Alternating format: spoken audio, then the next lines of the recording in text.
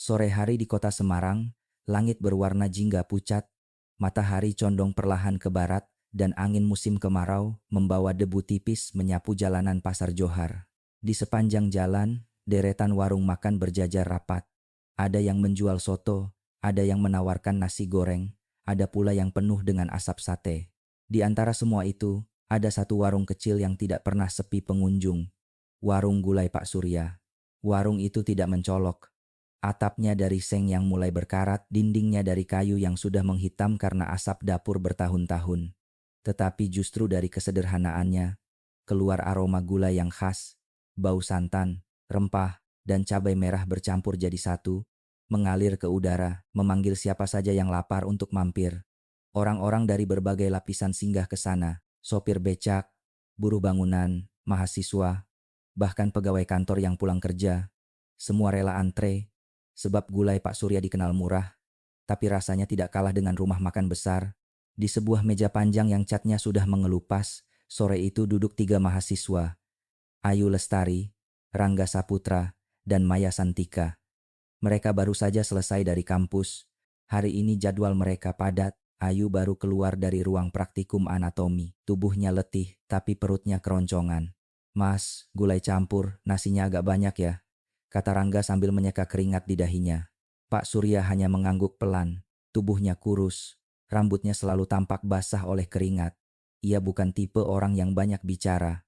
Tangannya cekatan, menyendok gulai panas ke piring, menaburkan bawang goreng, lalu menggeser piring itu ke hadapan pelanggan. Senyum jarang keluar dari bibirnya, tetapi orang-orang tidak peduli. Mereka percaya rasa gulainya sudah cukup berbicara. Maya, yang selalu ceria, langsung menambahkan sambal hijau ke gulainya. "Aduh, ini sih surga dunia," katanya sambil terkekeh. Rangga mengangguk cepat, mulutnya sudah penuh nasi. Namun Ayu hanya diam. Sendoknya berhenti di tengah jalan, matanya menatap ke dalam mangkuk. Ia mengernyitkan dahi. Aroma itu bukan hanya santan dan rempah. Ada sesuatu yang asing, samar, tapi begitu mengusik. "Maya, kamu nggak merasa ada yang aneh dengan gulai ini?" bisiknya perlahan. Maya menoleh, tertawa kecil. "Aneh gimana? Kamu kecapekan kali, perutmu lapar, jadi baunya terasa aneh." Rangga menimpali sambil mengunyah. "Iya Yu, sudahlah, jangan kebanyakan mikir. Kita makan aja, lapar ini." Ayu tidak menjawab. Ia mencoba menelan sesendok gulai itu. Lidahnya bergetar. Bukannya kenyang, justru perutnya mual. Ia pernah mencium aroma seperti ini sebelumnya. Bukan di dapur, bukan di rumah makan. Ingatan itu menyeretnya ke ruang praktikum anatomi di kampus saat ia harus menghadapi tubuh manusia yang sudah membeku di meja besi. Hatinya berdebar. Ia tidak berani bicara lebih jauh. Bagaimana kalau hanya perasaannya saja yang berlebihan? Bagaimana kalau ia salah menuduh? Semua orang menyukai gulai Pak Surya. Tidak mungkin mereka salah kan? Hari-hari berikutnya, rasa penasaran itu tidak juga hilang. Setiap kali melewati warung kecil itu, hidung Ayu seolah dipaksa mengingat bau yang tidak wajar. Ia mulai membawa pulang sedikit sisa gulai. Diam-diam ia simpan dalam wadah kecil. Ia mencatat warna, tekstur, bahkan rasa yang menempel di lidahnya. Tanggal 4, gulai terlihat lebih pucat. Tanggal 5, teksturnya terlalu lembek. Tanggal 6, ada serat panjang, mirip jaringan otot manusia. Catatan itu ia tulis dengan tangan gemetar. Malam-malamnya semakin gelisah. Kadang ia terbangun karena mimpi buruk. Panci besar mendidih, dan dari dalamnya muncul suara lirih minta tolong. Di sisi lain kota, seorang anak kecil bernama Lestari Nurhaliza, biasa dipanggil Tari, duduk di depan pintu kontrakan sederhana. Rambutnya digerai seadanya, matanya kosong menatap jalan gang. Sudah seminggu lebih ayahnya, Pak Hendra, tidak pulang. Biasanya setiap sore Pak Hendra datang membawa roti sisa dari tempat kerjanya. Tetapi kali ini tidak ada kabar, tidak ada jejak. Beberapa tetangga berkata, mungkin Pak Hendra pergi keluar kota. Ada juga yang berbisik ia sengaja meninggalkan anaknya. Tapi Tari tidak percaya. Ia ingat betul pesan terakhir ayahnya malam sebelum hilang. "Tari, kalau ayah belum pulang malam ini, jangan keluar rumah. Tunggu di dalam. Jangan bicara sama orang asing." Sejak itu, Tari selalu menunggu di depan pintu. Setiap kali mendengar suara langkah di gang, ia berharap itu ayahnya. Tetapi yang datang hanya kesunyian. Kadang malah suara langkah asing dari belakang warung gulai yang jaraknya tidak jauh dari rumah kontrakan mereka. Tari menggenggam pensil kecil dan selembar kertas lusuh. Ia menggambar wajah ayahnya, menggambar roti, menggambar rumah kecil yang dulu mereka tinggali bersama. Gambar itu ia simpan di bawah bantal, seolah menjadi pengikat harapan bahwa ayahnya masih akan kembali. Malam semakin turun di Semarang. Lampu neon jalanan menyala, bayangan warung-warung kecil memanjang di aspal. Dari kejauhan, asap dapur Pak Surya kembali mengepul. Aroma gulainya melayang, membuat orang lapar ingin singgah. Tapi bagi Ayu dan Tari, aroma itu bukan sekadar ajakan makan. Ada rahasia gelap yang bersembunyi di balik kepulan asap, sesuatu yang siap mengguncang hidup mereka, dan kota Semarang yang tampak damai itu. Malam itu kamar kos Ayu terasa lebih pengap dari biasanya. Kipas angin berputar pelan, tapi hawa panas Semarang di musim kemarau tak juga reda. Di atas meja belajar, sebuah wadah kecil berisi sisa gulai Pak Surya tergeletak. Ayu duduk terpaku menatapnya. Bau rempah sudah memudar, tapi ada aroma samar yang membuat bulu kuduknya meremang. Ia membuka buku catatannya. Setiap lembar penuh dengan coretan tanggal, deskripsi warna, tekstur, dan aroma gulai yang ia simpan. Tangannya gemetar. Ia tahu tidak bisa menunda lebih lama, harus ada jawaban. Keesokan harinya, dengan langkah hati-hati, Ayu membawa kotak gulai itu ke laboratorium kampus. Ia mengetuk pintu ruangan dingin di lantai bawah, tempat mahasiswa tingkat akhir biasa melakukan penelitian. Dari dalam, muncul sosok yang sudah ia kenal baik, Ardi Wijaya, kakak tingkatnya. "Yu, kok tumben kesini? Bawa apa?" tanya Ardi sambil tersenyum. Ayu menunduk, lalu mengulurkan wadah kecil itu. "Aku butuh bantuan, Mas. Tapi janji jangan bilang siapa-siapa." Ardi mengangkat alis. "Makanan, gulai, dari warung dekat pasar." Suaranya lirih, hampir berbisik. "Aku curiga ada yang aneh. Aku cuma mau tahu, kalau ternyata normal, aku berhenti mikir yang aneh-aneh." Ardi memandang Ayu lama. Ia mengenal gadis ini sebagai mahasiswa serius, bukan tipe pencari sensasi. Dengan napas berat, ia akhirnya mengangguk. "Baiklah, aku bisa simpan di ruang pendingin. Tapi butuh waktu beberapa hari untuk hasil awal." Ayu menghela napas lega. "Makasih Mas, aku nggak tahu harus cerita ke siapa lagi." Ardi menaruh kotak itu ke dalam lemari pendingin laboratorium, lalu menutup pintunya rapat. "Kamu harus hati-hati Yu. Kalau dugaanmu benar, ini bisa jadi masalah besar." Ayu hanya mengangguk, matanya menatap lantai. Ia berdoa dalam hati agar semua kekhawatirannya salah. Sementara itu, di sebuah gang kecil dekat Pasar Johar, Tari kembali duduk di depan pintu kontrakannya. Hari itu panas menyengat, membuat dinding rumah kecilnya terasa menyimpan bara. Anak berusia 10 tahun itu memeluk lututnya, menatap jalan yang sepi. Sudah hampir 2 minggu ayahnya, Pak Hendra, tidak pulang. Malam-malam terasa panjang, hanya diisi oleh suara jangkrik dan sesekali suara aneh dari arah belakang warung gulai. Tari ingat betul pesan terakhir ayahnya, "Jangan keluar rumah." Tapi semakin lama, rasa takut bercampur rindu membuatnya ingin mencari tahu sendiri. Tetangga sebelah, Ibu Rini, datang menghampiri sambil membawa seikat sayuran. "Tari, kamu nggak sekolah hari ini?" Tari hanya menggeleng. Ibu Rini duduk di sampingnya, suaranya pelan. "2 malam lalu saya dengar suara aneh dari arah warung itu. Kayak suara besi diseret. Baunya juga aneh. Bukan bau masakan, lebih mirip bau busuk yang ditutup rempah." Tari menelan ludah, matanya membesar. Ia ingin bertanya lebih banyak, tapi ketakutan menahan suaranya.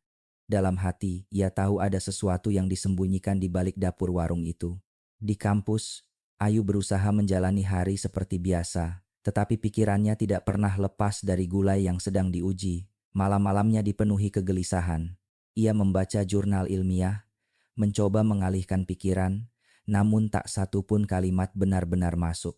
Akhirnya ia memutuskan untuk menceritakan semuanya pada Rangga. Mereka duduk di taman kampus sore itu, pepohonan berdaun, jarang meneduhkan bangku kayu tempat mereka berbicara.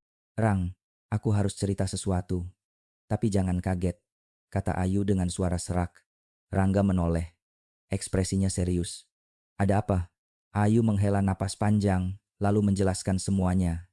Dari aroma gula yang aneh, catatan kecilnya, sampai sampel yang ia berikan pada Ardi di laboratorium.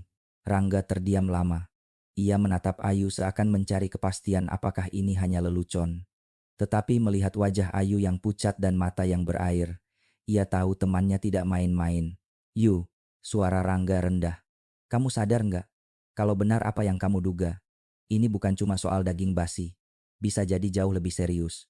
Ayu menunduk, bibirnya bergetar. "Aku tahu, tapi aku nggak bisa diam." Rangga menggenggam tangan Ayu sebentar, lalu melepaskannya cepat-cepat. "Kita harus hati-hati. Kita ajak Maya, biar kita nggak sendiri." Malam itu, bertiga mereka kembali ke warung Pak Surya. Bukan untuk makan, melainkan untuk mengamati. Mereka duduk di sudut, pura-pura jadi pelanggan biasa.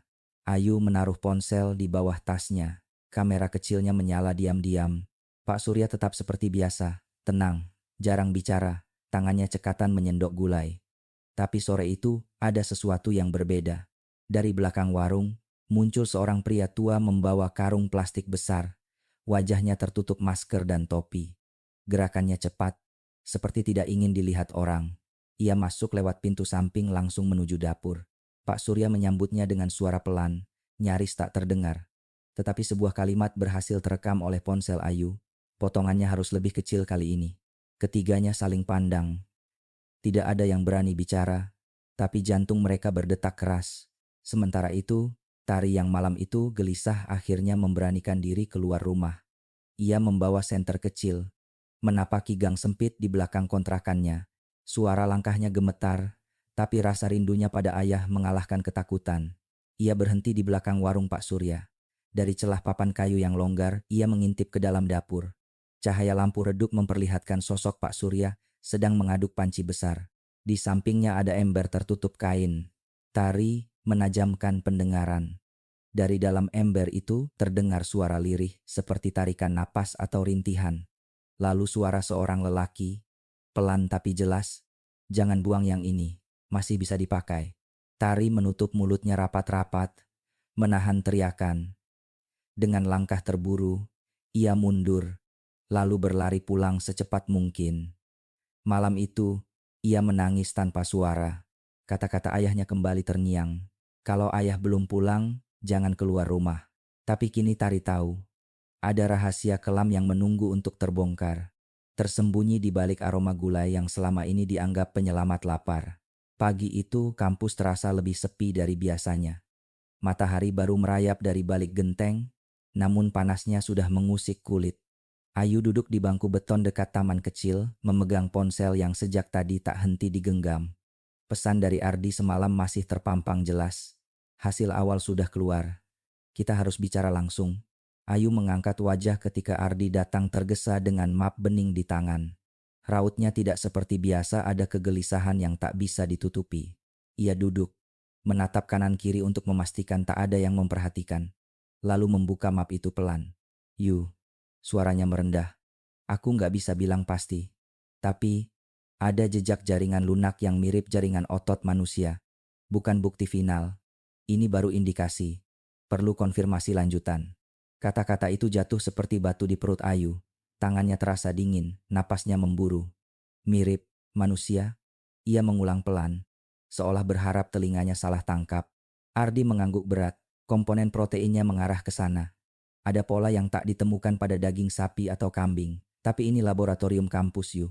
Kita bukan institusi resmi. Kalau berita ini keluar tanpa prosedur, kamu bisa bahaya. Aku juga. Ayu menutup mata sekejap. Aroma gulai, catatannya yang berantakan, kalimat, potongannya harus lebih kecil. Semuanya berputar di kepala. Ketika ia membuka mata, wajahnya berubah. Pucat tetapi mantap. "Kita harus cari jalan yang benar. Aku nggak mau menyalahkan orang tanpa bukti. Tapi aku juga nggak bisa diam." Ardi menarik napas. "Ada satu orang yang mungkin bisa dipercaya. Temanku pernah magang di Polresta Semarang. Namanya Komisaris Bima Prakoso. Integritasnya bagus. Tapi langkah sekecil apapun harus hati-hati." Ayu mengangguk pelan. "Sebelum ke polisi, aku mau cek sekali lagi. Minimal kita punya dokumentasi yang lebih rapi." Di hari yang sama, di gang sempit dekat Pasar Johar, Tari menempelkan telinga di daun pintu rumah. Sejak malam ia nekat mengintip dapur warung. Jantungnya tidak pernah kembali tenang. Ia membuka laci kecil, mengeluarkan buku gambar yang sudutnya sudah berbulu. Di sana, ia mulai menggambar bukan lagi wajah ayah atau gerobak roti, tetapi peta kecil yang ia ingat dari kakinya sendiri. Posisi kontrakan, gang belakang, celah papan warung, dan sebuah pintu kecil yang separuh tertutup kain. Garis-garisnya tremor, tapi tekadnya tegas. Ibu Rini datang mengetuk, membawa semangkuk sayur lodeh. Makan dulu, Tari, kamu pucat sekali. Tari tersenyum kaku. Terima kasih, Bu. Ibu Rini menatap gadis kecil itu, lalu berujar pelan. Kalau kamu butuh apapun, bilang ya. Ayahmu orang baik. Ia berhenti sebentar, menelan ludah. Dan semalam, saya mencium bau aneh lagi dari arah warung. Bukan bau masakan. Tari hanya mengangguk. Setelah pintu tertutup, ia memasukkan peta kecilnya ke dalam tas. Malam ini, ia berjanji pada diri sendiri. Ia akan kembali ke belakang warung, tetapi tidak sendirian. Ia harus mencari orang dewasa yang berani. Menjelang sore, Ayu bertemu Rangga dan Maya di halaman musala kampus yang teduh. Ia menceritakan hasil dari Ardi. Maya menutup mulutnya, mata terbelalak. Rangga menunduk lama, lalu berkata dengan suara tercekat, "Kalau ini benar, berarti selama ini." "Jangan disimpulkan dulu," potong Ayu cepat meski suaranya gemetar. "Kita butuh bukti kuat. Aku mau kembali ke warung, tapi hanya mengamati. Rang, kamu, kamu bisa siapkan jalur ke polisi kalau sesuatu terjadi?" Rangga mengangguk. "Aku punya kenalan yang pernah menyebut nama Komisaris Bima. Katanya orangnya lurus. Tapi kita harus rapi. Semua foto, rekaman, catatan arsipkan ganda. Kalau salah satu hilang, masih ada salinan." Maya meraih tangan Ayu. "Kamu nggak sendirian. Kita bertiga." Untuk sesaat, Ayu merasakan kehangatan sederhana itu menenangkan. Di bawah langit yang mulai oranye, tiga anak muda mengikat janji tak terucap, menjaga kebenaran, apapun risikonya. Malam merayap cepat. Dari jendela kamar kosnya, Ayu menatap peralatan kecil, ponsel dengan memori kosong, baterai cadangan, buku catatan tipis, dan surban kecil untuk menyamarkan rambut ketika nanti ia harus mengintip dari gang. Ia berhenti di depan cermin mata yang letih, tapi ada nyala kecil di sana.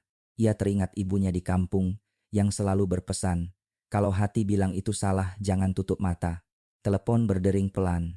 "Ardi, Yu, aku kirimkan file ringkas analisis awal ke emailmu. Jangan dibagikan sembarangan. Dan satu lagi, aku dengar kabar warung itu sering kedatangan kiriman tengah malam. Ada orang yang memantau, tapi belum berani bergerak." Ayu berterima kasih, lalu menutup telepon. Degupnya makin kencang. Di sisi lain kota, Tari berdiri di ujung gang gelap dengan senter kecil. Dari arah berlawanan, muncul seorang lelaki paruh baya dengan langkah pelan. Pak Darto, mantan pegawai dapur warung Pak Surya yang sudah lama tak terlihat. Wajahnya tirus, matanya menyimpan beban. "Pak," suara Tari nyaris tak terdengar. "Bapak tahu ayah saya, Pak Hendra?" Pak Darto terdiam, lalu menatap langit sejenak. Aku pernah lihat ayahmu, Nak. Dia sering lewat membawa roti. Orangnya ramah." Tari menggigit bibir. "Ayah hilang. Saya dengar suara aneh dari warung. Saya takut." Pak Darto menutup matanya erat. Ketika ia membukanya, ada keputusan di sana. "Ikut aku." Tapi pelan. Mereka menyusuri lorong sempit di belakang kios kosong. Berhenti di depan pintu besi kusam yang separuh tertutup karung goni. Pak Darto mengetuk 2 kali pelan, ragu. Tidak ada jawaban. Ia merogoh saku, mengeluarkan kunci berkarat. "Zaman dulu aku punya akses. Entah masih bisa atau tidak." Kunci itu berputar tersendat, lalu klik. Pintu terbuka sedikit, menghembuskan bau menyengat yang bercampur rempah. Tari menahan napas. Di lantai terlihat jejak roda koper menyeret debu. "Ini gudang belakang," bisik Pak Darto. "Dulu, kadang malam, mobil datang. Mereka masuk lewat sini. Aku pikir daging pasar gelap. Sampai suatu malam suaranya patah, aku lihat sesuatu yang tak boleh kulihat." Ia menunduk, lalu menarik dari balik tumpukan karung sebuah jaket lusuh, bercak kecoklatan mengering di kerah. Tari mematung. Tangannya gemetar meraih jaket itu. "Ini, jaket ayah," bisiknya, suara pecah. Ia mengenali patch kecil yang dulu ia jahit sendiri. Air mata Tari mengalir, tapi wajahnya justru mengeras. "Pak, kita lapor." Pak Darto memeluk bahu gadis itu singkat. "Iya, tapi hati-hati. Mereka tak segan membungkam. Malam hampir melewati tengahnya saat Ayu, Rangga, dan Maya mengambil posisi di penginapan murah yang menempel pada tembok belakang warung.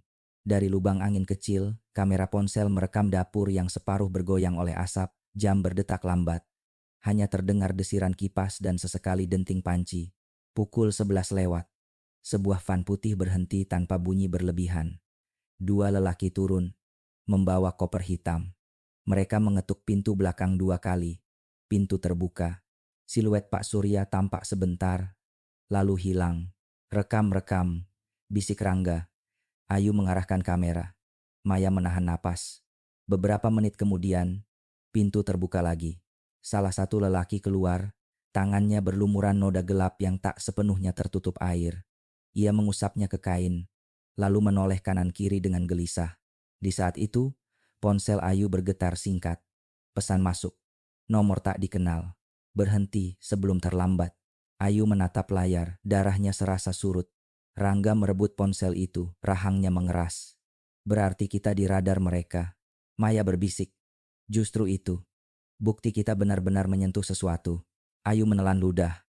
Ia memindahkan rekaman ke penyimpanan awan dan mengirim duplikat ke email Ardi. Lalu ia menulis pesan pendek. Mas, simpan cadangan. Kalau aku tidak bisa dihubungi, serahkan ke Komisaris Bima. Di luar, van itu sudah melaju pergi, menyisakan bau besi tipis yang menempel di malam. Dapur kembali sunyi, namun keheningannya justru menakutkan seperti dada yang menahan jerit. Ayu merapatkan selendangnya. Di dalam hati, ia berdoa, bukan hanya untuk dirinya, tapi untuk anak kecil bernama Tari, yang mungkin sedang menggenggam potongan kebenaran dari arah lain kota. Mereka belum pernah bertemu, namun takdir mulai menautkan jejak kaki keduanya, menuju satu pintu yang sama, kebenaran yang pahit, dan kebenaran. Seteguh apapun ia ditutup, selalu punya cara untuk mencari celah. Hari itu, udara Semarang terasa lebih berat dari biasanya. Angin kemarau bertiup kering, namun hawa panas yang menempel di dinding-dinding toko membuat siapapun berkeringat. Di ruang kelas yang setengah kosong, Ayu duduk termenung, menatap layar ponselnya. Jemarinya berhenti di atas sebuah nomor yang baru saja ia dapat dari Ardi, Komisaris Bima Prakoso. Butuh beberapa menit sebelum ia memberanikan diri menekan tombol panggil. Suara berderak singkat diikuti nada panggil. Halo? Suara berat di ujung sana terdengar tegas. Selamat siang Pak, nama saya Ayu Lestari, mahasiswa kedokteran. Saya dapat nomor ini dari Mas Ardi Wijaya. Saya punya sesuatu yang mungkin penting. Ada hening beberapa detik, lalu suara itu kembali, lebih pelan, namun penuh wibawa. Kamu di mana? Jangan bicara panjang di telepon. Kita bertemu langsung. Sore itu, Ayu ditemani Rangga dan Maya mendatangi sebuah kantor polisi kecil di pinggiran kota. Mereka dibawa masuk lewat pintu samping, bukan pintu depan. Di ruang sempit bermeja kayu, seorang pria berseragam duduk tegak. Wajahnya keras, tetapi tatapannya hangat. Aku Bima, katanya singkat. Kalian punya apa? Ayu membuka tasnya dengan tangan gemetar. Ia mengeluarkan catatan kecil, hasil analisis dari Ardi, serta ponsel yang berisi rekaman aktivitas malam di warung Pak Surya. Ruangan itu hening, hanya terdengar detak jarum jam di dinding. Komisaris Bima menonton rekaman itu tanpa sepatah kata pun. Ketika video berakhir, ia menyandarkan tubuh ke kursi, menutup mata sebentar, lalu menghela napas panjang. Ini berat. Kalau benar, bukan sekadar warung kecil, ada jaringan. Dan kalau kita salah langkah, kalian bisa hilang. Rangga menatapnya tajam. Tapi kalau kita diam, orang-orang terus jadi korban. Bahkan mungkin sudah ada yang hilang. Bima mengangguk pelan. Aku tahu, kalian berani, tapi mulai sekarang harus lebih hati-hati. Aku akan tempatkan orangku di sekitar warung itu. Jangan coba-coba bergerak sendiri. Maya menyeringai kecil. Kami nggak jamin bisa diam, Pak. Bima tersenyum tipis. Pertama kalinya ekspresi itu muncul di wajahnya. Keras kepala juga. Ya, baiklah. Tapi ingat, kalau ada gerakan mencurigakan, lapor langsung padaku. Di tempat lain, Tari menggenggam jaket ayahnya erat-erat. Pak Darto duduk di sebelahnya, wajahnya murung. Mereka berada di sebuah rumah tua milik seorang kerabat Pak Darto yang kosong. Lampu redup menggantung, menambah suasana tegang. Pak, kita nggak bisa diam. Kita harus kasih tahu orang yang bisa dipercaya, kata Tari dengan mata berkaca-kaca. Pak Darto menghela napas berat. Aku sudah lama simpan semua ini. Diam. Karena takut. Tapi lihat kamu. Nak, kamu masih kecil. Tapi lebih berani dari aku. Ia menunduk. Lalu melanjutkan dengan suara serak. Aku tahu satu polisi. Dulu pernah datang cari info soal orang hilang. Namanya Bima. Kalau dia masih ada, mungkin kita bisa percaya. Tari mengangguk cepat. Ayo Pak, kita cari dia. Malam itu, dua jalur yang berbeda akhirnya bertemu. Di kantor polisi, Komisaris Bima baru saja menyelesaikan pembicaraan dengan Ayu dan teman-temannya ketika pintu diketuk. Seorang petugas masuk, membawa dua orang Pak Darto dan Tari. Pak, saya mantan pegawai warung Surya. Kata Darto gugup, saya tahu sesuatu. Dan ini, jaket milik salah satu korban. Ia mengeluarkan jaket Pak Hendra dari tas lusuhnya. Bau apek bercampur debu segera memenuhi ruangan. Tari menggenggam lengan Bima. Pak, itu ayah saya. Tolong cari ayah saya. Suaranya pecah, matanya basah. Komisaris Bima menatap mereka lekat-lekat lalu berdiri. Baik, malam ini juga kita bergerak, tapi semua diam. Tidak ada kabar keluar. Kalau bocor operasi gagal. Tengah malam, Semarang yang biasanya ramai kini sunyi. Hanya suara motor sesekali melintas di jalan raya. Di gang sempit dekat Pasar Johar, warung gulai Pak Surya sudah tampak gelap dari luar. Tetapi asap tipis masih mengepul dari cerobong dapurnya. Komisaris Bima bersama 4 anggotanya mengenakan pakaian biasa, menyamar sebagai warga. Mereka berpencar. 2 orang masuk sebagai pelanggan terlambat, 2 lagi mengawasi dari gang belakang. Ayu, Rangga, dan Maya dilarang ikut, tapi mereka menunggu di penginapan kecil tak jauh dari sana. Tari dan Pak Darto dijaga di kantor polisi. Jam menunjukkan pukul 11 lewat. Dari jauh, sebuah mobil tanpa plat resmi berhenti pelan. 2 pria turun membawa koper besar, mengetuk pintu belakang warung 2 kali. Pintu terbuka, Pak Surya muncul sebentar, lalu menghilang ke dalam. Bima memberi isyarat lewat radio kecil. Tim 2, siap. Tunggu sinyal. Beberapa menit berlalu. Dari celah papan, salah satu anggota melihat koper dibuka. Isinya tak jelas, hanya kilatan benda berbalut plastik. Bau logam samar mengalir terbawa angin. Bima mengangkat tangannya. Sekarang, pintu belakang didobrak keras. Polisi, jangan bergerak, teriak salah satu anggota. Pak Surya terlonjak, wajahnya pucat. Salah satu pria mencoba kabur, tapi langsung dibekuk. Pria lainnya meronta, hampir meloloskan diri, namun terjatuh ketika salah seorang polisi menahannya. Dalam hitungan detik, dapur kecil itu berubah menjadi arena tegang. Asap gulai bercampur bau anyir yang menusuk hidung. Polisi membuka koper itu. Di dalamnya tergeletak potongan daging panjang berwarna pucat, dibungkus plastik bening. Bentuknya terlalu aneh untuk disebut sapi atau kambing. Salah seorang polisi menutup mulut, wajahnya pucat pasi. Pak, ini bukan daging biasa. Pak Surya jatuh terduduk di lantai, tangannya gemetar. Ia tidak melawan, hanya menunduk. Komisaris Bima menatapnya tajam. Siapa pemasokmu? Dari mana semua ini? Pak Surya menggigit bibirnya, lalu berkata lirih. Kalau saya sebut, saya nggak akan hidup sampai besok. Bima mendekat, menatap lurus ke matanya. Kalau kamu diam, lebih banyak orang akan hilang. Pilihannya ada di tanganmu. Tapi Pak Surya hanya tertawa kecil, getir, tanpa menjawab. Di penginapan kecil, Ayu, Rangga, dan Maya menunggu dengan tegang. Dari jendela sempit, mereka melihat mobil polisi berhenti di depan warung. Orang-orang dibawa keluar dengan borgol. Salah satunya jelas Pak Surya. Ayu menutup mulutnya. Air matanya jatuh. Berarti, semua dugaanku benar. Rangga meraih pundaknya. Kamu berani, Yu. Tapi ini baru awal. Maya menatap keluar dengan mata menyala. Ya, kalau Pak Surya cuma bagian kecil, berarti ada yang lebih besar di balik ini semua. Di jalan sempit Semarang itu, malam terasa makin dingin. Tapi di dada mereka, api kecil keberanian baru saja menyala api yang akan menuntun mereka menghadapi gelap yang jauh lebih luas. Ruang interogasi di kantor polisi Semarang malam itu berbau kopi basi dan asap rokok yang menempel di dinding. Lampu neon menyala redup, menggantung tepat di atas kepala Pak Surya. Lelaki kurus itu duduk, dengan tangan terborgol di atas meja besi. Matanya kosong, seolah tidak lagi melihat siapapun di ruangan. Komisaris Bima masuk dengan langkah mantap. Ia meletakkan map berisi hasil penyergapan, foto-foto koper berisi potongan daging, ember tertutup kain, dan panci besar yang masih mengepulkan uap. Suara kursi berderit ketika Bima duduk berhadapan langsung dengan Surya. Surya. Suara Bima berat namun tenang. Kamu tahu apa yang kami temukan di dapurmu. Ini bukan sekadar pelanggaran kecil. Banyak orang hilang. Dan kalau kamu tetap diam, semua akan bertambah buruk. Pak Surya menunduk, bibirnya kering. Beberapa detik kemudian ia mengangkat kepala perlahan, menatap Bima dengan sorot mata yang aneh antara pasrah dan putus asa. Saya tidak bunuh siapa-siapa, Pak, katanya lirih. Saya hanya masak. Daging itu dikirim. Saya cuma nerima, potong, masak. Kalau saya jual mahal, pelanggan miskin nggak bisa makan. Saya hanya cari cara bertahan. Bima mengetukkan jarinya ke meja. Siapa yang kirim? Beri saya nama. Pak Surya tersenyum tipis, getir. Kalau saya sebut saya nggak akan hidup sampai besok pagi. Keheningan menggantung. Di luar ruangan, Ayu dan Rangga menunggu bersama Maya. Mereka tidak diizinkan masuk.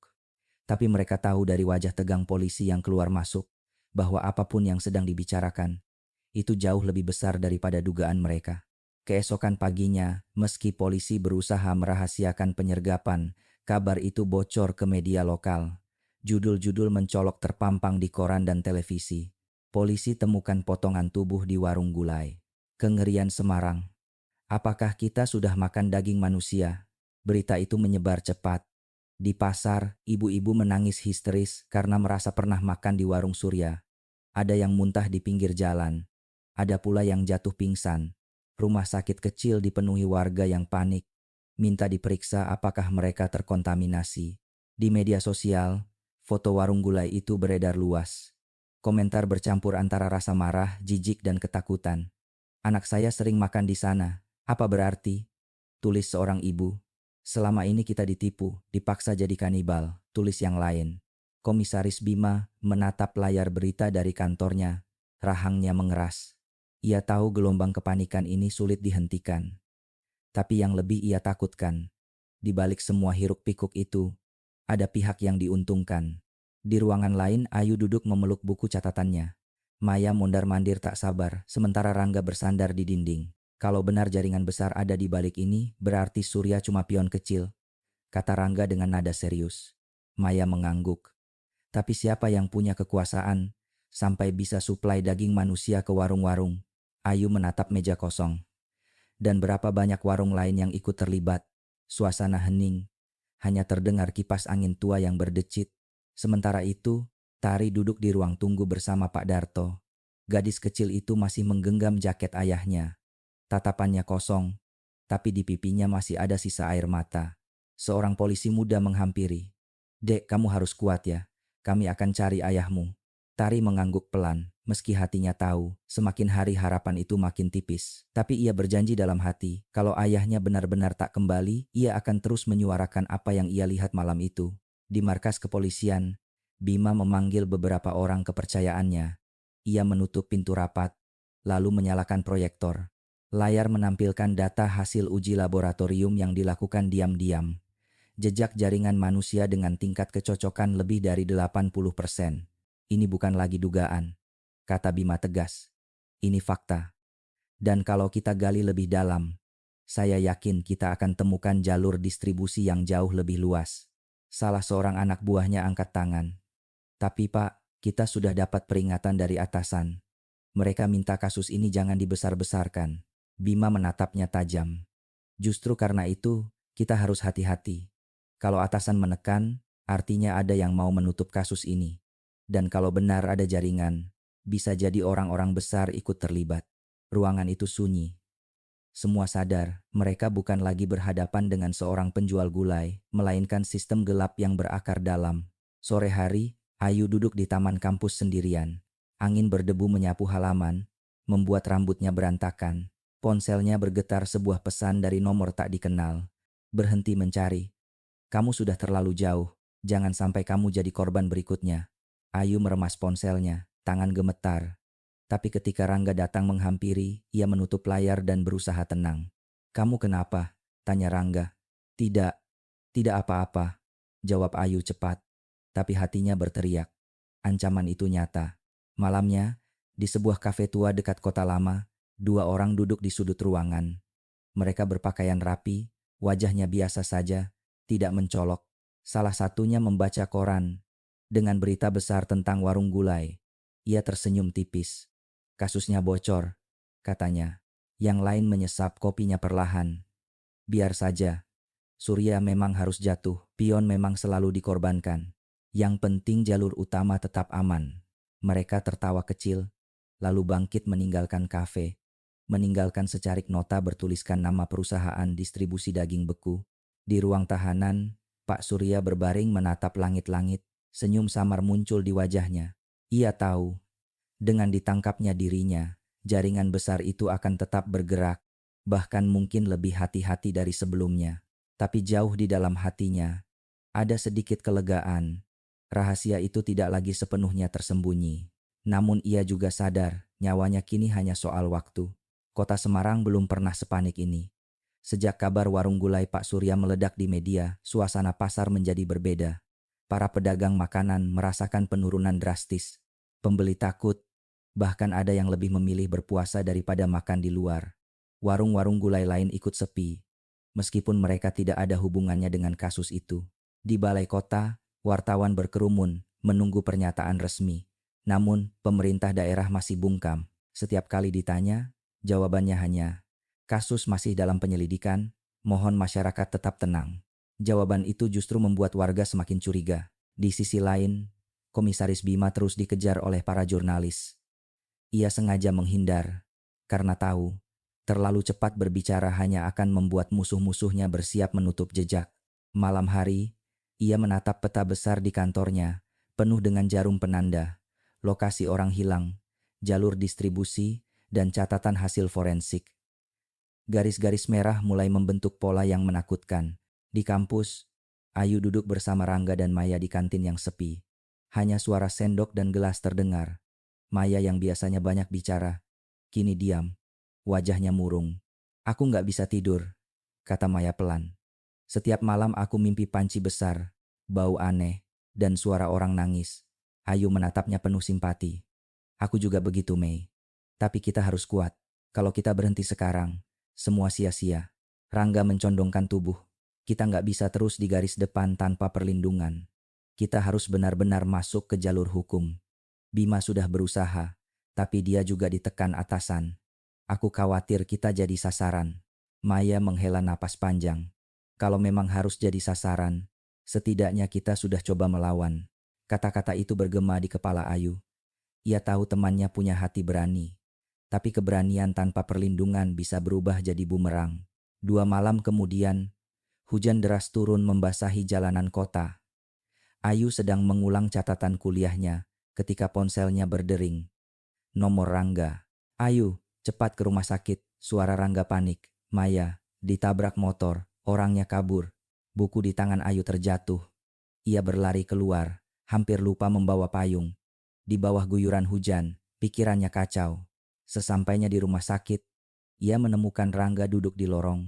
Wajahnya pucat. Maya terbaring di ruang gawat darurat. Tubuhnya penuh perban. Dokter berkata kondisinya kritis akibat benturan di kepala. Ini bukan kecelakaan biasa, Yu, kata Rangga dengan suara parau. Orang itu ngebut, nabrak Maya, tepat ketika dia nyebrang. Habis itu langsung kabur. Helm tertutup rapat. Seperti, sengaja, Ayu terdiam, jantungnya berdegup kencang. Peringatan dari pesan anonim kembali terngiang. Berhenti sebelum kamu jadi korban berikutnya. Air mata mengalir di pipinya. Mereka sudah mulai menyerang kita. Malam itu Komisaris Bima datang menjenguk. Ia berdiri lama di depan ranjang Maya, menatap wajah gadis itu yang tertutup perban. Lalu ia menoleh pada Ayu dan Rangga. Kalian lihat, mereka tidak main-main. Ini jaringan besar, dan mereka akan melakukan apa saja untuk membungkam saksi. Ayu mengepalkan tangan. Lalu kita harus bagaimana, Pak? Kalau kita mundur, Maya terluka sia-sia. Kalau kita maju, nyawa kita taruhannya. Bima menatap keduanya tajam. Kebenaran memang selalu punya harga, tapi kalian masih muda. Jangan sampai kalian kehilangan segalanya. Serahkan ini pada kami. Rangga menggeleng cepat. Tidak, Pak. Kalau bukan karena Ayu dan Maya, Kasus ini nggak akan terbongkar, kami sudah terlanjur masuk. Mau mundur pun, mereka tetap akan mengincar kami. Bima terdiam. Ia tahu anak-anak muda ini keras kepala, tapi juga punya hati yang tulus. Ia akhirnya berkata, "Baik, tapi mulai sekarang, kita bekerja sama lebih resmi. Kalian hanya membantu dari sisi informasi. Semua langkah lapangan biar tim saya yang urus." Ayu mengangguk, meski dalam hati ia tahu, kata-kata itu tak akan menghentikannya mencari kebenaran. Beberapa hari kemudian, sebuah temuan baru muncul. Salah seorang anak buah Bima berhasil menyusup ke gudang kecil di pinggiran kota. Dari sana ia mengambil foto dokumen lembaran kertas dengan daftar nama dan catatan angka. Ketika dokumen itu dibuka di kantor, semua terdiam. Di antara daftar itu, ada nama yang sangat mengejutkan. Seorang pejabat daerah yang pernah menjabat sebagai kepala dinas perdagangan. Namanya dikenal luas, sering muncul di acara resmi, dan selama ini dihormati masyarakat.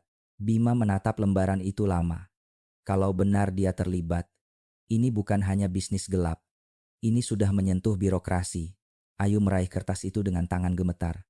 Berarti, orang-orang yang kita lihat setiap hari, bisa jadi mereka bagian dari semua ini. Rangga menatap Ayu serius. Dan semakin jelas, kalau kita terus maju, nyawa kita bukan satu-satunya yang terancam. Tapi, kalau kita diam, korban akan terus bertambah. Malam itu, di ruang sempit dengan lampu redup, mereka bertiga menyadari satu hal. Pertempuran baru saja dimulai. Dan kali ini, musuh yang mereka hadapi bukan lagi sekadar seorang penjual gulai, melainkan orang-orang berkuasa yang hidup di balik meja rapat dan jas rapi. Di luar, hujan masih turun deras, seolah langit ikut menutupi kota yang sedang menyimpan rahasia paling kelamnya. Beberapa hari setelah kecelakaan Maya, suasana di kampus berubah.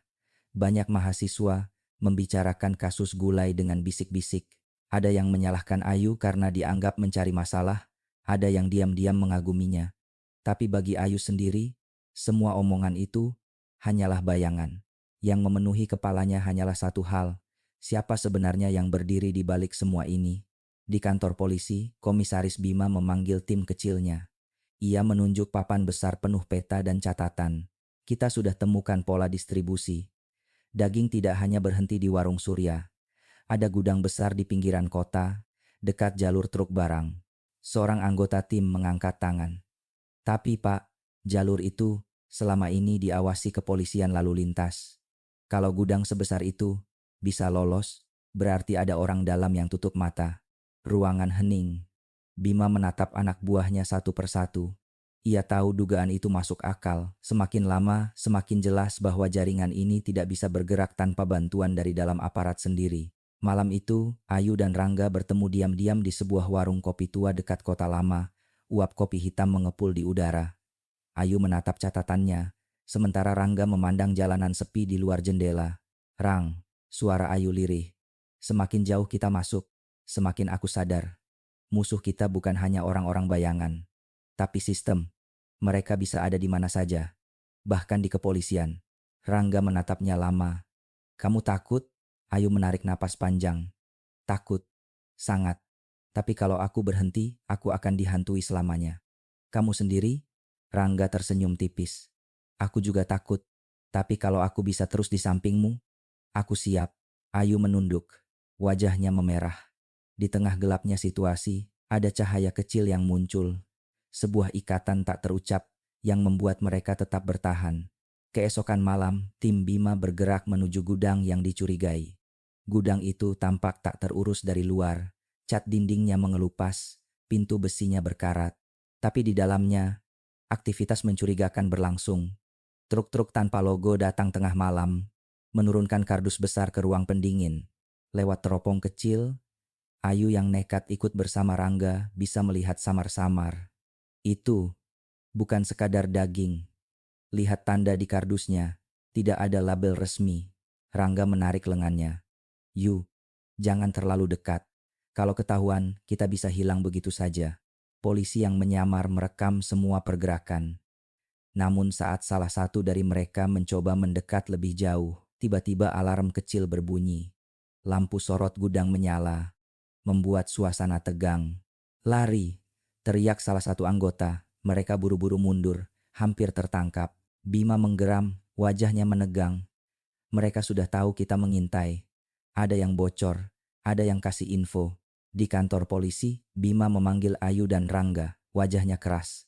Kalian seharusnya tidak ikut tadi malam. Itu terlalu berbahaya. Ayu menunduk. Maaf Pak, tapi saya merasa harus melihat sendiri, supaya saya yakin bahwa yang saya lakukan tidak sia-sia. Bima menatapnya dalam-dalam. Di mata gadis itu, ia melihat keteguhan yang sulit dipadamkan. Baiklah, tapi mulai sekarang, kalian harus benar-benar hati-hati. Seseorang sedang mengawasi kalian. Siapa? Tanya Rangga cepat. Bima menghela napas. Aku belum bisa pastikan, tapi ada indikasi. Salah satu nama di catatan koper hitam itu adalah perwira polisi. Kalau benar, berarti ada orang dalam yang bekerja untuk jaringan ini. Kata-kata itu membuat darah Ayu berdesir. Ia baru benar-benar paham mengapa ancaman demi ancaman datang tanpa henti. Di sisi lain kota, Tari duduk di depan rumah kontrakan bersama Pak Darto. Gadis kecil itu masih membawa jaket ayahnya kemanapun pergi. Ia menatap langit malam yang gelap. Pak, kalau ayah saya masih hidup, dia ada di mana? Tanyanya pelan. Pak Darto mengusap kepala Tari. Aku nggak tahu, Nak, tapi aku janji, aku akan terus bantu kamu cari. Tari mengangguk. Air matanya jatuh diam-diam. Meski hatinya sudah merasakan kenyataan pahit, ia tetap menyimpan secercah harapan. Beberapa hari kemudian, sebuah berita mengejutkan muncul. Salah satu anggota tim penyelidik Bima ditemukan tak bernyawa di kamarnya. Di meja ada catatan singkat bertuliskan, "Aku tidak kuat lagi." Polisi menyebutnya bunuh diri, tapi Bima tahu terlalu banyak kebetulan. Ia memukul meja keras di kantornya. Mereka sudah masuk ke tubuh kita. Kita harus bergerak lebih cepat. Ia kemudian memanggil Ayu dan Rangga. Aku butuh bantuan kalian. Kalian bisa bergerak lebih bebas dibanding kami yang diawasi. Ada satu tempat lagi yang harus kita periksa. Sebuah pabrik makanan beku di luar kota. Tapi aku minta kalian hanya mengumpulkan informasi dari luar. Jangan sekali-kali masuk sendirian. Ayu menelan ludah, menatap Rangga. Ia tahu resikonya besar, tapi ia juga tahu jika mereka mundur, jaringan itu akan terus menelan korban tanpa ada yang berani bersuara. Malam turun lagi di Semarang. Jalanan basah oleh gerimis. Lampu jalan memantulkan cahaya pucat di aspal. Ayu berdiri di samping Rangga, menatap pabrik besar yang dikelilingi pagar kawat tinggi. Dari dalam terdengar suara mesin menderu. Rang, bisiknya. Aku merasa, di balik pagar ini, ada jawaban. Tentang semua orang yang hilang. Tentang ayahnya Tari. Rangga meraih tangannya, menggenggam erat. Kalau begitu, kita harus siap. Apapun yang kita temukan, mungkin akan mengubah hidup kita selamanya. Ayu mengangguk pelan. Matanya tak lepas dari bangunan besar yang berdiri angkuh di kegelapan.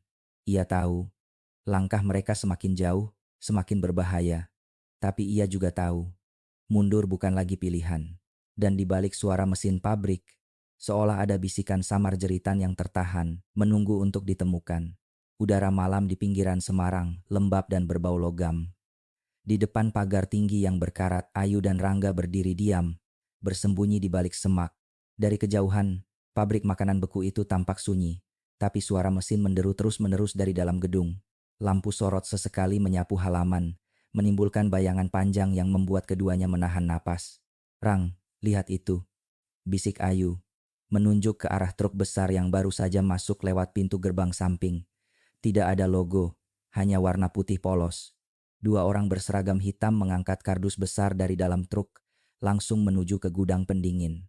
Rangga meraih kamera kecil dari tasnya. Ia merekam setiap gerakan, berusaha menahan tangan yang bergetar. Kardusnya sama seperti yang di gudang kemarin, tanpa label resmi. Ayu menelan ludah. Aku ingin lihat lebih dekat. Yu, jangan. Rangga menahan lengannya. Kalau ketahuan habis kita. Tapi Ayu hanya menoleh sekilas, sorot matanya keras. Kalau kita hanya lihat dari jauh, bukti ini nggak cukup. Aku harus tahu apa yang ada di dalam. Mereka menunggu hingga suasana agak sepi. Ketika lampu sorot bergerak ke sisi lain, Ayu merunduk. Bergerak cepat menyelinap mendekati pagar. Rangga tak punya pilihan selain mengikutinya. Mereka menemukan celah kecil di pagar kawat, cukup untuk merunduk masuk. Di dalam, hawa dingin langsung menusuk kulit. Gudang pendingin tampak menjulang, pintunya terbuka sedikit. Ayu mendekat perlahan, jantungnya berdetak kencang. Ia menahan napas ketika suara percakapan samar terdengar dari dalam. Kiriman dari pesisir sudah datang. Besok malam dibawa ke kota lain. Pastikan dibungkus rapat. Jangan sampai bocor. Ayu dan Rangga saling pandang. Kata-kata itu jelas bukan tentang daging sapi atau ayam. Ketika pintu gudang terbuka lebih lebar, mereka melihatnya tumpukan kardus besar di dalam, sebagian terbuka. Dari salah satunya, tampak potongan tulang yang masih melekat dengan daging membeku. Jari manusia, lengkap dengan cincin kawin berkarat, menonjol keluar dari plastik bening. Ayu menutup mulutnya, hampir menjerit. Rangga cepat-cepat menariknya mundur ke bayangan. Kamera kecilnya merekam semuanya, tapi tangan mereka gemetar. Ya Tuhan, bisik Ayu. Air mata mengalir. Ini bukan mimpi, ini nyata. Mereka berhasil keluar dari pabrik dengan selamat, meski hampir ketahuan ketika salah satu penjaga menyalakan rokok di dekat pagar. Nafas mereka baru lega setelah berada jauh di jalan berlampu redup. Di perjalanan pulang, Ayu menggenggam kamera erat-erat. Rekaman ini bisa jadi bukti besar. Rangga menatapnya khawatir. Tapi juga bisa jadi alasan kita diburu. Kalau mereka tahu kita yang merekam, kita dalam bahaya besar. Ayu mengangguk. Aku tahu, tapi kita nggak bisa diam. Keesokan paginya, Ayu pergi ke rumah sakit menjenguk Maya yang masih terbaring lemah. Wajah Maya pucat, tapi matanya terbuka sedikit ketika melihat Ayu. Yu, jangan, berhenti, bisik Maya dengan suara serak. Kalau kamu mundur, semua sia-sia. Ayu menggenggam tangannya. Aku janji Mei, aku nggak akan berhenti. Saat itu, seorang perawat masuk membawa bunga. Ini ada kiriman untuk pasien, katanya. Ayu menerima vas kecil dengan bunga putih. Tapi ketika ia melihat kartu kecil terselip di antara tangkai, tubuhnya membeku. Di kartu itu tertulis dengan huruf besar, yang ikut campur jadi bahan berikutnya. Ayu segera meremas kartu itu, menyembunyikannya dari Maya, tapi wajahnya pucat pasi. Rangga yang baru masuk ruangan langsung tahu ada sesuatu yang salah. Malamnya, Ayu duduk sendirian di kamar kos. Hanya lampu meja yang menyala. Ia menatap kamera kecil di tangannya, memutar ulang rekaman gudang. Gambar jari manusia yang membeku, membuatnya merinding, lagi dan lagi. Ponselnya tiba-tiba bergetar. Pesan masuk dari nomor tak dikenal. Kami tahu kamu lihat sesuatu tadi malam. Berhenti sebelum terlambat. Ayu menjatuhkan ponsel ke meja, napasnya memburu. Ia merasa ada mata yang mengawasinya dari jendela gelap. Di luar suara motor berhenti sebentar lalu melaju lagi. Ayu menutup tirai cepat-cepat, jantungnya hampir pecah. Keesokan harinya ia bertemu Komisaris Bima di sebuah ruangan rahasia di kantor polisi. Ia menyerahkan kamera dengan tangan gemetar. Ini Pak, rekaman dari gudang. Bima menonton video itu dengan rahang mengeras. Ini bukti kuat, tapi juga berbahaya. Kalau sampai bocor ke media tanpa persiapan, bisa kacau. Kita harus atur strategi. Pak, mereka sudah ancam saya. Bahkan di rumah sakit pun mereka bisa masuk, kata Ayu. Suaranya bergetar. Bima menatapnya serius. Berarti mereka tahu gerak-gerikmu. Ada mata di sekeliling kita. Kamu harus lebih hati-hati mulai sekarang. Rangga yang duduk di samping Ayu mengepalkan tangan. Pak, kalau mereka berani masuk ke rumah sakit, berarti mereka punya kekuatan besar. Kita nggak bisa anggap enteng. Bima mengangguk. Betul, dan itu artinya kita semakin dekat dengan inti jaringan. Tapi semakin dekat, semakin besar taruhannya. Malam turun lagi di Semarang. Di balik kamar kosnya yang gelap, Ayu duduk di kursi, menatap cermin kecil di mejanya. Wajahnya pucat, matanya lelah, tapi di dalam dirinya ada api yang tak padam. Ayah Tari, semua korban. Kalau aku berhenti, siapa yang akan melawan mereka? Gumamnya.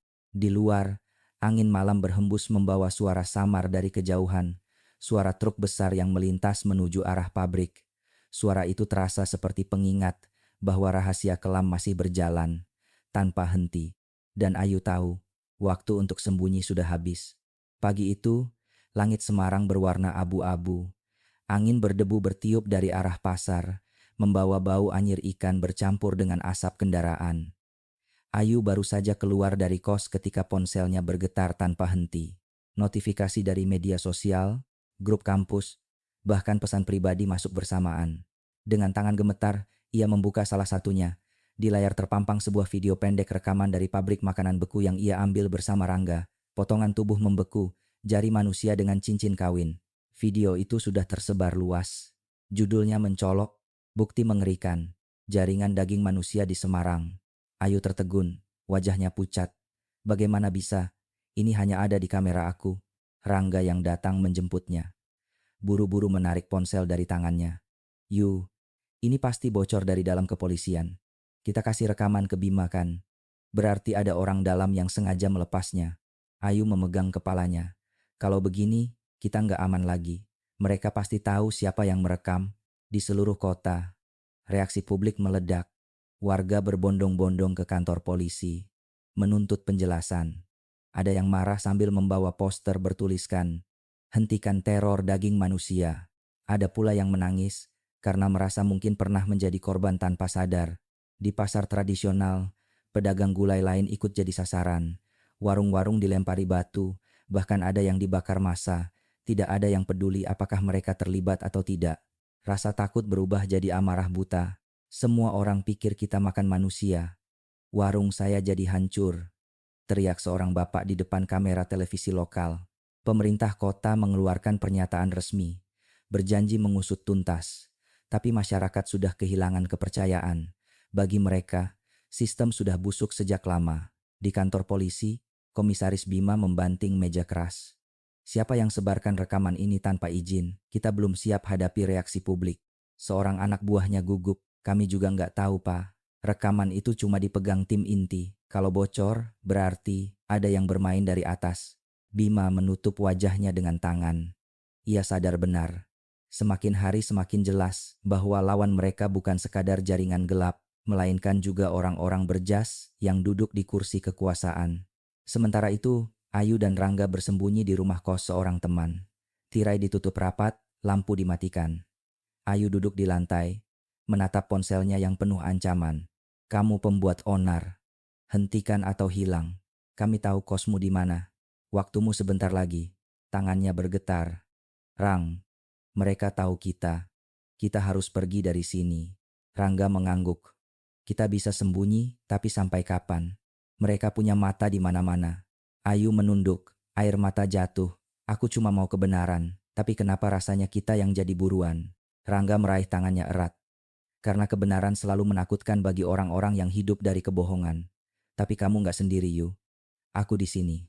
Di sisi lain, Tari duduk di depan televisi kecil di kontrakan. Ia memeluk jaket ayahnya sambil menatap layar. Video rekaman pabrik diputar berulang-ulang.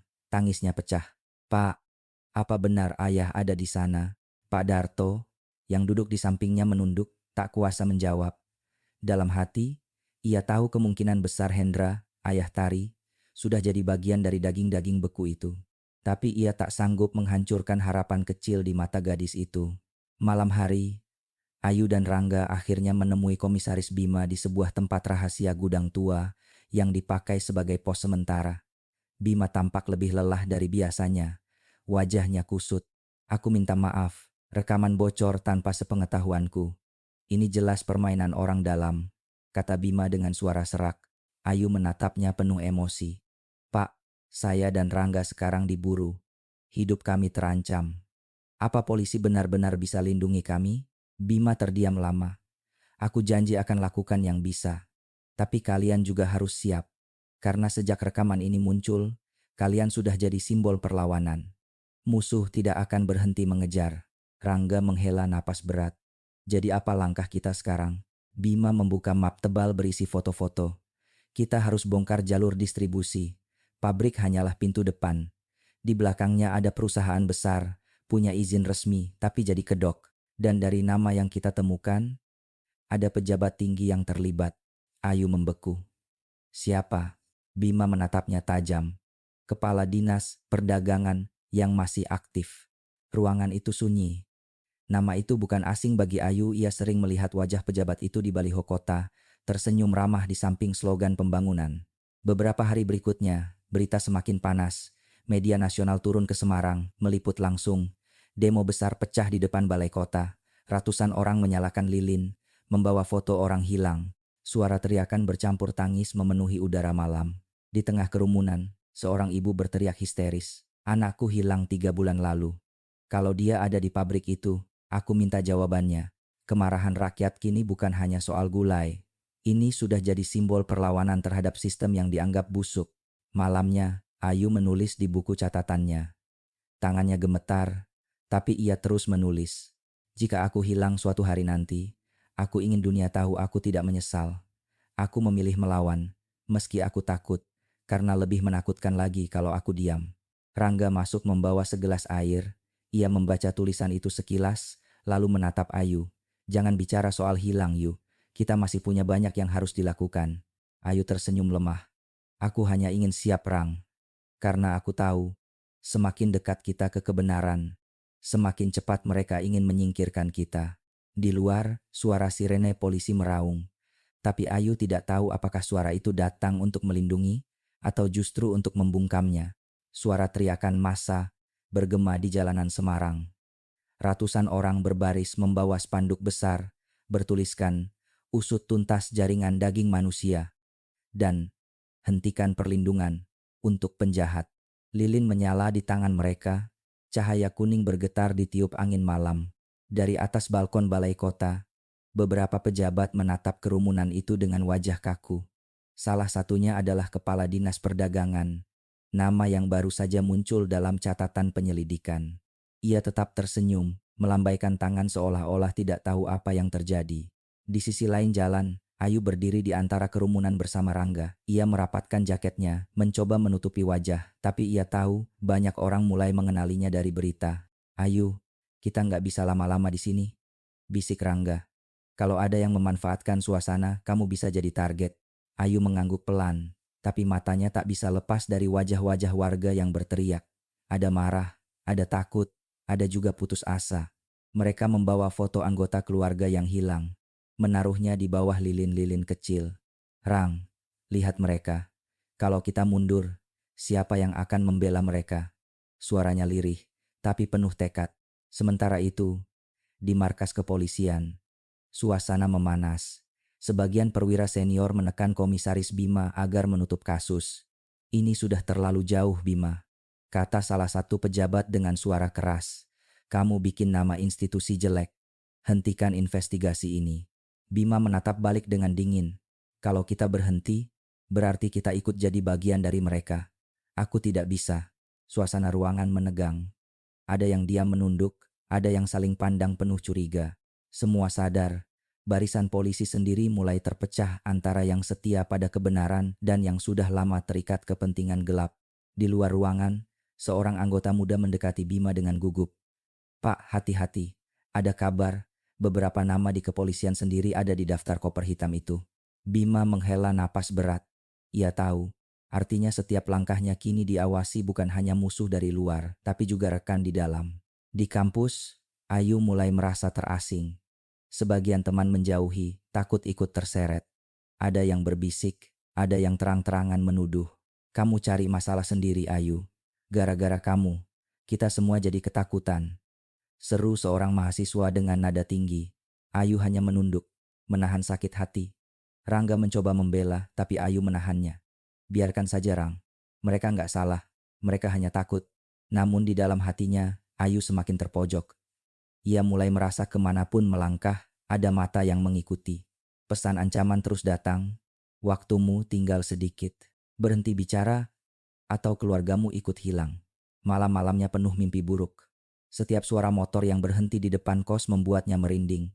Ia tak lagi tidur nyenyak, hanya menatap langit-langit sambil menggenggam buku catatannya. Komisaris Bima menyadari tekanan yang dialami Ayu semakin berat.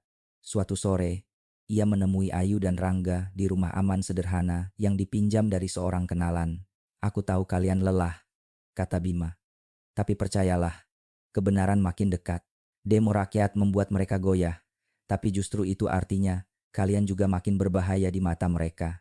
Ayu menatapnya, mata berkaca-kaca. "Pak, kalau semua orang yang melawan akhirnya dibungkam, apa gunanya kita?" Bima meletakkan tangannya di bahu Ayu. "Gunanya besar, karena kalau kalian berani bicara, orang lain juga akan ikut. Satu suara bisa jadi ribuan." Rangga menatap Bima penuh serius. "Tapi kita butuh bukti lebih kuat, Pak. Tanpa itu, pejabat-pejabat itu bisa menyangkal." Bima mengangguk. "Aku tahu. Itu sebabnya kita harus kejar jalur keuangan mereka. Uang selalu meninggalkan jejak, dan aku sudah punya nama seorang pengusaha yang jadi perantara." Tapi aku butuh bantuan kalian untuk menghubungi sumber di luar jalur resmi. Ayu terdiam. Ia tahu langkah berikutnya akan semakin berbahaya, tapi juga tahu inilah kesempatan. Malam itu, di jalanan yang sepi, dua pria berpakaian hitam mengendarai motor berhenti di depan kos Ayu. Mereka menempelkan kertas di pintu, lalu pergi. Ketika Ayu menemukannya keesokan pagi, darahnya berdesir. Di kertas itu hanya ada gambar sederhana sketsa panci besar dengan api di bawahnya. Di bawahnya tertulis, "Tempatmu sudah siap." Rangga langsung merobek kertas itu, wajahnya merah padam. "Yu, ini sudah gila. Mereka benar-benar ingin kamu hilang." Ayu menarik napas gemetar. "Kalau begitu, kita harus lebih cepat dari mereka." Sore itu, demo kembali pecah lebih besar dari sebelumnya. Ribuan orang memenuhi jalan depan balai kota. Polisi berdiri berjaga, tapi sebagian menolak turun tangan keras. Mereka tahu rakyat sudah marah terlalu dalam. Di atas mobil komando, seorang mahasiswa orasi lantang. "Kita tidak akan diam. Kebenaran tidak bisa dibungkam. Kita bersama Ayu dan semua korban yang hilang." Nama Ayu diteriakkan, bergema ke seluruh lapangan. Ayu yang bersembunyi di pinggir kerumunan mendengarnya dengan mata berkaca-kaca. Ia tidak pernah ingin jadi pusat perhatian, tapi kini ia tahu, ia bukan lagi hanya seorang mahasiswa biasa. Ia simbol perlawanan. Namun jauh di gedung balai kota, kepala dinas perdagangan duduk dengan wajah tegang. Di sampingnya seorang pria berjas hitam berbisik, "Kalau gadis itu terus bicara, semua akan runtuh. Dia harus disingkirkan." Senyum dingin perlahan muncul di wajah sang pejabat. Malam menjelang. Semarang terasa mencekam, seolah-olah kota itu menahan napas. Di balik semua cahaya lilin demo, di balik teriakan rakyat, ada bayangan yang bergerak dalam diam, bayangan yang kini mengincar Ayu lebih dekat dari sebelumnya. Malam itu, hujan turun deras, membasahi jalanan Semarang. Ayu dan Rangga baru saja keluar dari rumah aman setelah bertemu Komisaris Bima. Mereka berjalan cepat menuju mobil sewaan yang diparkir di ujung gang. "Cepat Yu, hujan bisa menutupi jejak kita," kata Rangga sambil memegang payung kecil. Ayu hanya mengangguk. Hatinya masih berdegup keras sejak sore ketika ia mendengar kabar bahwa beberapa saksi kunci tiba-tiba menghilang. Seorang jurnalis yang memberitakan kasus ini ditemukan tewas dalam kecelakaan aneh. Semua terasa semakin sempit. Saat mereka hampir sampai di mobil, sebuah van hitam berhenti mendadak di depan. Pintu geser terbuka, 4 pria bertopeng meloncat keluar. "Ayu, lari!" teriak Rangga. Ayu menjerit, berlari ke arah berlawanan. 2 pria mengejar, sementara Rangga melawan 2 sisanya. Hujan membuat jalanan licin. Ayu hampir tergelincir. Tangannya ditarik keras dari belakang, mulutnya hampir ditutup kain basah berbau menyengat. Namun tepat saat itu, suara tembakan terdengar. Pria bertopeng yang menarik Ayu roboh ke tanah. Dari kejauhan, Komisaris Bima bersama 2 anak buahnya muncul, pistol terangkat. "Lepaskan dia!" teriak Bima. Sisa pria bertopeng kabur masuk ke dalam van. Kendaraan itu melaju kencang, meninggalkan jejak ban yang samar di genangan air. Ayu jatuh terduduk, tubuh gemetar hebat. Rangga segera meraihnya, memeluknya erat. "Kamu selamat, Yu. Kamu selamat." Bima mendekat, wajahnya pucat oleh amarah. "Aku sudah duga mereka akan coba culik kamu. Mulai malam ini, kamu nggak boleh jalan sendirian lagi. Kita pindahkan kamu ke lokasi baru." Keesokan harinya, berita tentang percobaan penculikan itu tidak muncul di media. Semuanya seolah ditutup rapat. Tapi di dunia bawah tanah, kabar itu menyebar cepat. Ayu kini benar-benar menjadi target nomor 1. Di ruang kerjanya yang sederhana, Bima menatap dokumen-dokumen hasil investigasi, jalur uang, data distribusi, hingga daftar telepon rahasia. Semakin ia pelajari, semakin jelas bahwa jaringan ini tidak hanya beroperasi di Semarang. Ada nama perusahaan logistik besar di Jakarta, bahkan catatan transfer ke rekening luar negeri. "Ayu," kata Bima pelan ketika mereka bertemu lagi, "ini lebih besar dari dugaan kita. Aku sudah hubungi kolega di Jakarta, dan ternyata beberapa pejabat nasional ikut bermain, bukan hanya dinas kota, tapi juga lingkaran pemerintahan pusat." Ayu terdiam. "Berarti yang kita lawan bukan cuma sindikat tapi sistem." Bima mengangguk. "Betul, dan itulah kenapa mereka begitu ingin membungkammu. Kamu adalah saksi yang bisa mengguncang banyak kursi empuk." Rangga mengepalkan tangan. "Kalau begitu, Kita harus cari cara agar suara Ayu bisa sampai ke masyarakat luas. Bukan hanya di Semarang. Bima tersenyum pahit. Itu rencana kita, tapi harus hati-hati. Sekali salah langkah, nyawa taruhannya. Sementara itu, Tari duduk di kamar sempitnya sambil menulis di buku catatan ayahnya. Hujan di luar membuat malam semakin dingin. Ia masih terbayang percobaan penculikan Ayu. Kalau Ayu sampai hilang, siapa lagi yang bisa buka kebenaran ini? Gumamnya. Pak Darto yang duduk di kursi bambu menatapnya penuh iba. Nak, kamu jangan ikut campur terlalu jauh. Aku takut kamu juga jadi sasaran. Tari menatapnya tajam. Pak Darto, ayah saya sudah hilang. Kalau saya diam, sama saja saya biarkan semua orang lain kehilangan ayah atau ibunya. Pak Darto menunduk. Ia tahu gadis kecil itu punya keberanian besar, mungkin lebih besar dari orang dewasa manapun di sekelilingnya. Di Jakarta, sebuah rapat tertutup digelar di gedung tinggi bercahaya. Beberapa pria berjas mahal duduk di meja panjang. Salah satunya adalah pejabat kementerian yang namanya juga tercatat di daftar hitam. Kasus di Semarang sudah terlalu besar, katanya dengan suara dingin. Jika gadis itu terus bicara, kita semua bisa jatuh. Cari cara agar dia tidak pernah muncul lagi. Seorang pria lain mengangguk. Percayakan pada kami. Kami punya orang di kepolisian lokal. Semuanya akan diam. Mereka saling pandang, lalu tertawa tipis. Malam berikutnya, Ayu dipindahkan ke lokasi baru, sebuah rumah tua di pinggir sawah. Suasananya sepi, jauh dari keramaian kota. Rangga menemaninya, sementara Bima menempatkan dua anak buah di sekitar untuk berjaga. Ayu duduk di teras, menatap sawah gelap. Angin malam bertiup pelan, membawa bau tanah basah. Ia menulis lagi di buku catatannya. Mereka ingin aku diam. Tapi kalau aku diam, artinya aku menyerahkan semua pada mereka. Lebih baik aku hilang karena melawan, daripada hidup dalam ketakutan tanpa arti. Rangga keluar, membawa segelas teh hangat. Ia menaruhnya di samping Ayu. Yu, aku tahu kamu kuat. Tapi kalau kamu jatuh, aku juga jatuh. Jadi tolong, jaga dirimu. Ayu tersenyum lemah. Rang, aku janji. Tapi kita harus terus maju. Karena setiap malam, aku dengar suara orang-orang yang hilang. Mereka seolah berbisik agar aku jangan berhenti. Rangga menggenggam tangannya. Kalau begitu, kita hadapi bersama. Namun di kegelapan sawah, dua pasang mata mengintai dari jauh.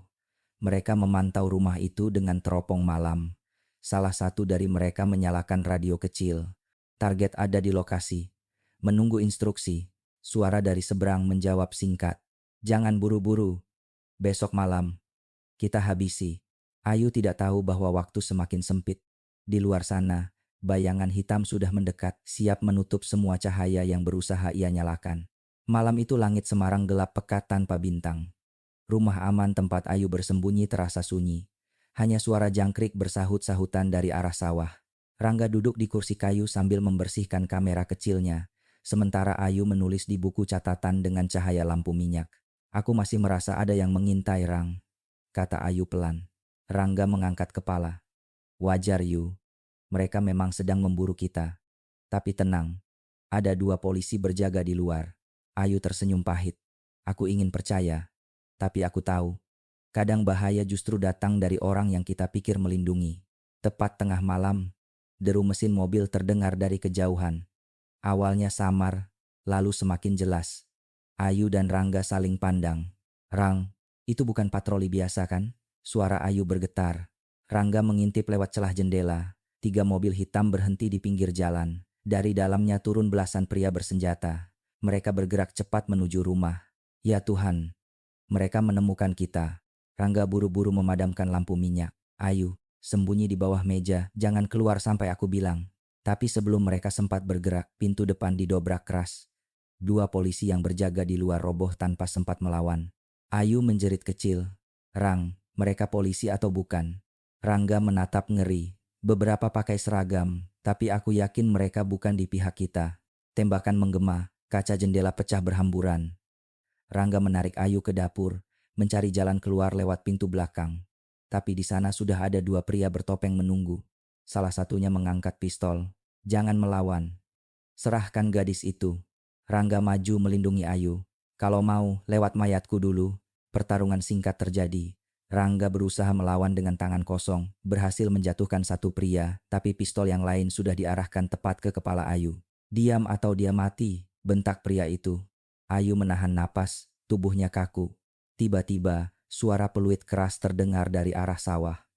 Komisaris Bima muncul bersama 3 anak buahnya, menembakkan peluru peringatan ke udara. "Lepaskan dia," teriak Bima. Suasana jadi kacau. Tembakan balas menembak pecah. Ayu berjongkok, menutup telinga. Rangga menariknya masuk ke kamar belakang untuk berlindung. "Aku nggak mau mati di sini, Rang." Tangis Ayu pecah. Rangga menggenggam tangannya erat. "Kita harus keluar lewat jendela belakang. Ayo cepat." Mereka memecahkan kaca kecil, merangkak keluar ke halaman sempit, tapi dari kegelapan, seorang pria menunggu dengan senter di tangan.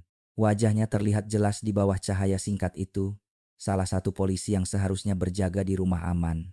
"Pak, kenapa?" Suara Ayu tercekat. Polisi itu tersenyum tipis. "Maaf nak, aku juga harus hidup.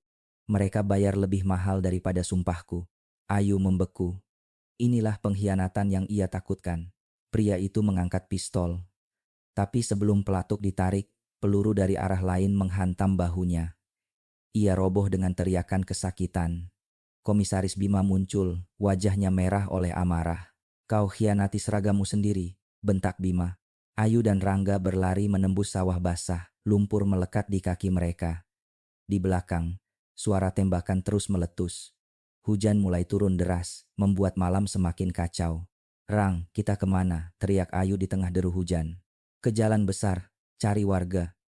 Mereka nggak berani sembarangan di depan umum.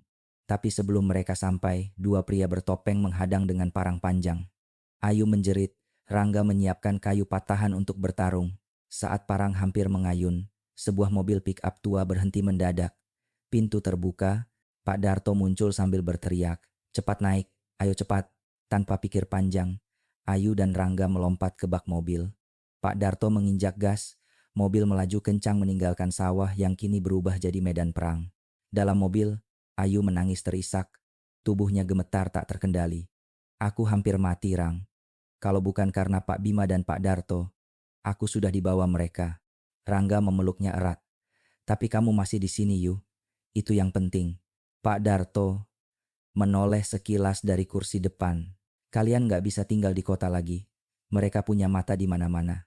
Aku tahu satu tempat yang aman di luar Semarang. Tapi kalian harus siap. Setelah ini, kalian nggak akan bisa kembali hidup normal." Ayu menyeka air matanya. Sorot matanya kini berubah, lebih keras. "Pak, hidup normal sudah hilang sejak ayah Tari menghilang. Aku tidak butuh aman kalau kebenaran masih terkubur." Rangga menatapnya, kagum sekaligus takut. Ia tahu Ayu sudah melewati batas seorang mahasiswa biasa. Kini ia berdiri di garis tipis antara hidup dan mati, hanya karena keberaniannya menolak diam. Di markas gelap para pejabat korup, kabar serangan gagal itu sampai. Seorang pria berjas melempar gelas ke dinding. "Kenapa anak itu masih hidup?" Orang suruhannya menjawab dengan gugup, "Ada kebocoran, Pak." Komisaris Bima datang lebih cepat. Pria itu menghela napas panjang, lalu berkata dengan suara dingin, "Kalau begitu kita buat langkah terakhir. Tidak perlu lagi diam-diam. Buat semua orang percaya bahwa gadis itu gila. Hancurkan namanya. Setelah itu kita habisi tubuhnya." Di luar sana, Ayu tak tahu bahwa serangan berikutnya tidak hanya akan datang dengan senjata, tapi juga dengan fitnah yang bisa membunuh reputasinya sebelum tubuhnya disentuh. Ayu duduk di ruang rahasia bersama Rangga, Komisaris Bima, dan beberapa anggota tim kecil. Di layar laptop terlihat rekaman, dokumen, dan foto-foto bukti distribusi daging manusia yang berhasil mereka kumpulkan. Tapi malam itu ada hal baru, serangan media. Berita fitnah sudah mulai muncul. Judul besar di media online, mahasiswa pembuat onar memicu kepanikan rakyat. Apakah Ayu menyebarkan berita bohong tentang warung gulai? Ayu menunduk, bibirnya bergetar. Rangga menepuk bahunya. "Yu, jangan lihat itu. Kita tahu kebenarannya." Bima menarik napas panjang. "Ini langkah terakhir. Besok kita akan rilis semua bukti ke publik.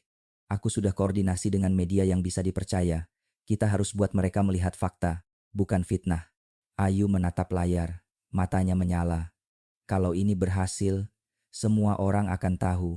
Semua yang hilang, semua yang mereka sembunyikan, akan terlihat. Keesokan harinya, gedung balai kota dipenuhi wartawan dari seluruh negeri. Kamera dan mikrofon diarahkan ke podium. Ayu melangkah maju, ditemani Rangga dan Bima. Jantungnya berdebar, tapi langkahnya mantap. Saya Ayu Rahmawati. Suaranya tegas, meski sedikit bergetar di awal. Saya tidak ingin menjadi pahlawan. Saya hanya melihat sesuatu yang salah dan memilih untuk bicara.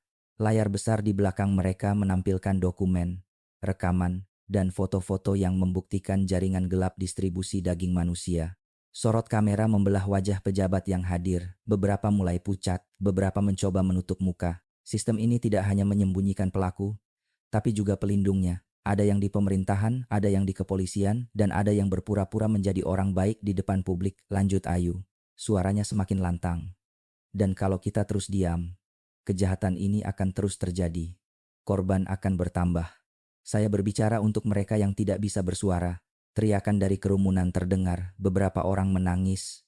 Sebagian mengacungkan tangan memberi dukungan. Di luar gedung, ribuan warga sudah menunggu. Sebagian membawa foto keluarga yang hilang. Lilin-lilin menyala di tangan mereka, menimbulkan cahaya hangat di tengah gelap kota. Suara tepuk tangan dan sorak-sorai memenuhi udara. Di antara mereka, Rangga menatap Ayu penuh kagum. "Yu, kau berhasil." Ayu tersenyum lemah. "Bukan aku. Ini tentang kita semua yang menolak tutup mata." Di sisi lain kota, pejabat-pejabat yang terlibat kini menghadapi tekanan tak terelakkan. Media menanyai, polisi nasional mulai bergerak, dan publik menuntut keadilan. Beberapa mulai mengundurkan diri. Beberapa dibawa ke pemeriksaan resmi. Komisaris Bima berdiri di samping Ayu dan Rangga, menepuk bahu mereka. "Kalian berani ketika semua orang diam, dan berani itu menular. Kita baru memulai, tapi cahaya sudah menyala." Ayu menatap orang-orang di sekitar podium. Wajah mereka beragam, takut, lega, terharu. Ia tahu perjalanan masih panjang, tapi malam itu ia merasakan kemenangan bukan hanya untuk dirinya, tapi untuk mereka yang telah lama hilang suara dan harapannya. Beberapa bulan kemudian, kota Semarang perlahan pulih. Warung-warung buka kembali, tapi orang lebih berhati-hati. Rasa curiga telah mengubah kesadaran masyarakat. Mereka belajar bertanya, memeriksa, dan menuntut transparansi. Tari kini tinggal bersama keluarga angkatnya. Ia mulai menulis buku tentang ayahnya, mengenang setiap detail dan membagikan kisahnya kepada dunia. Buku itu menjadi simbol bahwa korban pun bisa bersuara dan bahwa kehilangan tidak selalu berakhir dengan kesedihan. Ayu melanjutkan kuliahnya, kini aktif di lembaga advokasi korban kriminalitas. Bersama Rangga dan Bima, mereka tetap memantau sisa jaringan gelap yang belum sepenuhnya runtuh. Mereka tahu kejahatan seperti ini tidak pernah benar-benar hilang, hanya tersembunyi menunggu kesempatan berikutnya. Di malam yang tenang, Ayu duduk di balkon kosnya. Lampu kota berkelip, suara jauh kendaraan membelah kesunyian. Ia menulis di buku catatannya, "Kebenaran selalu punya harga, tapi bila kita tidak menyalakan cahaya, kegelapan akan menelan semua. Hari ini kita mungkin bukan pahlawan, tapi kita memilih untuk tidak menutup mata. Dan itu sudah cukup untuk menyelamatkan banyak nyawa." Rangga duduk di sampingnya, menatap kota yang kini terasa lebih damai. "Yu, kau tahu, setiap langkahmu menyalakan harapan." Ayu tersenyum tipis. "Bukan aku. Itu hati kita. Hati yang menolak diam. Hati yang berani untuk melihat kebenaran." Di suatu sudut kota, suara tepuk tangan terdengar pelan. Bukan untuk seorang pejabat, bukan untuk polisi, tetapi untuk seorang gadis muda yang menyalakan cahaya di kegelapan. Semarang perlahan bangkit kembali. Luka masih terasa, tapi dari lubang terdalam muncul harapan. Masyarakat belajar, para korban didengar, dan cahaya kebenaran mulai menembus bayang-bayang gelap yang selama ini menutupi kejahatan. Dan bagi Ayu, Rangga, Bima, dan Tari, mereka belajar satu hal. Kadang, keberanian untuk tidak menutup mata adalah senjata paling kuat di dunia.